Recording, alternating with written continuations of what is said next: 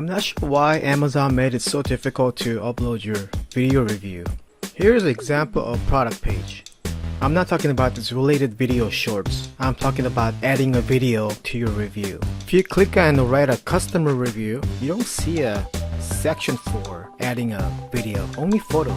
Now what's up with that? So here's how you do it. The first thing you should do is click on a customer review and just write a normal review without the video and click submit. And once your review is posted, there should be an edit option. And when you click on edit option, now you see an option to upload your video. That's how you upload your review video. I hope this is helpful. If you like this video, please click like and subscribe. Thanks for watching.